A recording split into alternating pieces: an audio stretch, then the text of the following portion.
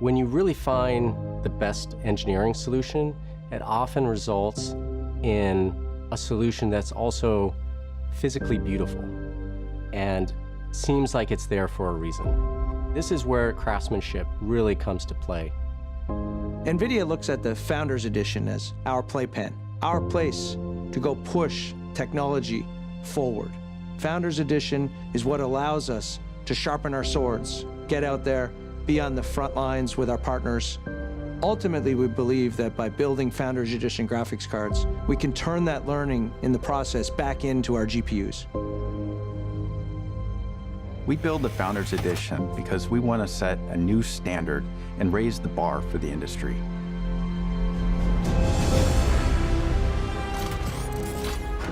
The mission of the 50 series graphics card was to figure out how to enable new levels of performance, groundbreaking levels of performance, in smaller form factors than we'd ever delivered them before. So when we started, the task looked like mission impossible. We're going to have to shrink the main circuit board by roughly 40 to 50% compared to the previous generation. This is pretty hard to do when you also are putting even more components on the board, and the chip itself is getting bigger from the previous generation. I like challenges. I get excited when I hear, this is difficult, this is impossible. Can we make the next generation product smaller, thinner, but more powerful? The initial thought was that it was impossible. But in reality, the only thing limiting us are the laws of physics. As we look back on previous generations of graphics cards, overall performance of the graphics card has increased substantially. In order to allow for that increase in performance, we need to keep the chip cool. Otherwise, we end up in a condition where the silicon is trying to run higher performance and faster, but the cooling solution can't keep up, and the GPU has to throttle itself to operate within those conditions. Now, the thermal solution on our first GPU, GeForce 256, is a simple aluminum extruded heatsink with a single axial fan. Throughout the years and throughout the generations, the thermal solution has changed in order to allow for higher performance, sometimes more successfully than others. In the 20 series, we moved to an axial-based thermal solution. The vapor chamber was the entire length of the card. The chip wanted higher performance, but the thermal solution just wasn't capable. We needed to completely reimagine what a thermal design should look like. When we think about thermal design, it's important to think about how the heat travels from the transistors to the ambient air. Each step it takes along the way, whether it be through the GPU silicon, the thermal interface material, the vapor chamber, can be quantified as what we call a thermal resistance. And it's the job of every thermal engineer to work with the rest of the product team, the mechanical engineers, the electrical engineers, layout, industrial design, to optimize these thermal resistances and minimize them for the best thermal performance. We realized that the GPU board was a big resistance in the way of cooling the GPU. And so we asked ourselves, how can we effectively get rid of the GPU board?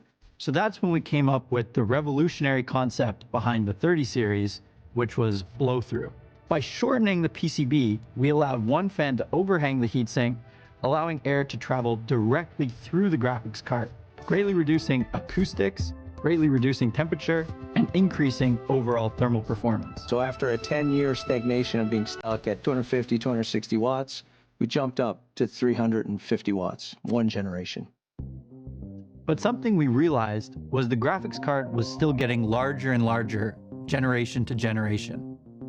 We did a prototype, and so we realized if we rotated the GPU PCB on the side, we could actually have 3 fans and blow through a cooler across the entire size of the graphics card. We called it 3/3 blow-through. We were pretty excited about it, but we didn't like the idea of taking up 4 slots. It was big, it was unwieldy, it worked in a limited number of chassis. But we took that learnings into the foundation of Blackwell, and we asked ourselves how we could learn from those and do better. We had the novel idea of, hey, what if we could do 2/3 blow-through? Now you have to remember, we thought there was no way it was possible to shrink the board by 1/3 to fit 1 fan. And now we asked the team to shrink the board by 2/3 and fit 2 fans. At the same time as the GPU has actually been growing in size. the power solution has been growing in size. Everything has been growing and going in the opposite direction. We simulated all possible permutations of PCB dimensions, product dimension, heat pipe dimension, fan dimension and fan quantity, and the airflow type, the fin thickness and fin shape, and so on. We wanted to make this GeForce card more powerful with much better thermal design, while also making it lighter and thinner. The first step was sketching numerous of PCB outlines, everything from squares and rectangles to triangles and hourglasses, to position the main PCB at the middle. In order to enable the dual blow-through cooling technology and bring cooling to new levels of performance, we had to modularize the graphics card. We sliced the conventional PCB into 4 pieces. The main board that carries the GPU, the PCIe daughter board that connects with the main PCB through a connector, the I/O daughter board that carries 3 DP and 1 HDMI connectors, the flexible PCB that connects the main board with the I/O board. One of the huge challenges we had was how are we going to get the DisplayPort 2.1 UHBR20 interfaces from the center to the outside where the user can connect. We realized we had to do something differently. Historically, when we build our graphics cards, they would all be connected on one PCB. And the specifications in the industry are built around this idea. Introducing any sort of connector or any sort of different interface in the way has traditionally been unheard of in a graphics card. We worked with vendors and discovered that we could put glass fibers in the substrate of our flex circuit board, and this really enabled and achieved higher performance and better signal integrity. We probably did over 25 different variations of this board, and we found the one that was just right to get the performance that we needed out of it. From there, the star of the show, the cooling solution, starts with liquid metal tin.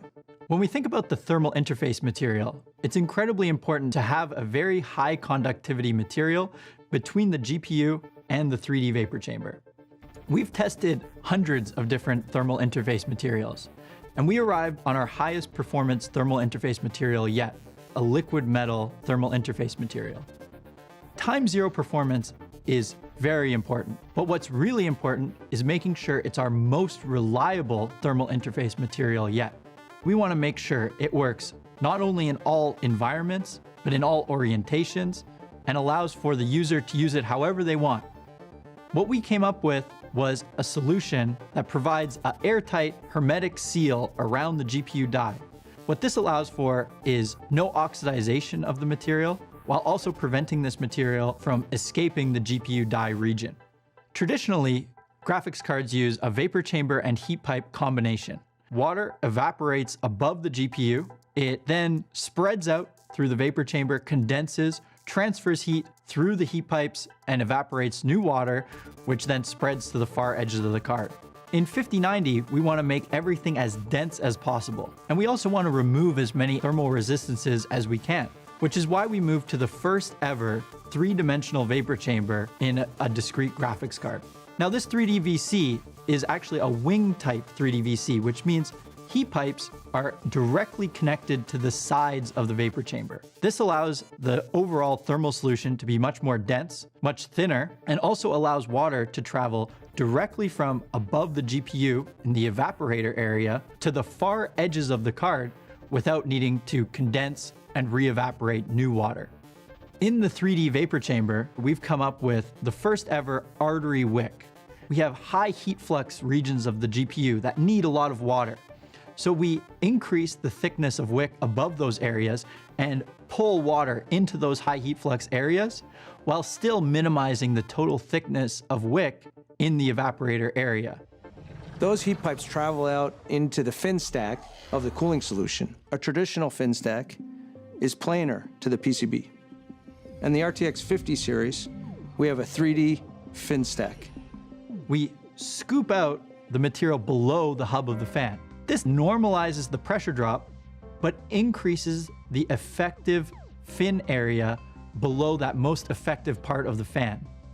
When we think about an axial fan, the velocity of the air coming off of the fan is not the same at the hub as it is at the outer diameter of the fan blade. Although the angular velocity is the same, the tangential velocity is different and increases with radius. Your blade is traveling at its maximum velocity at the edge of the fan, at the outer diameter.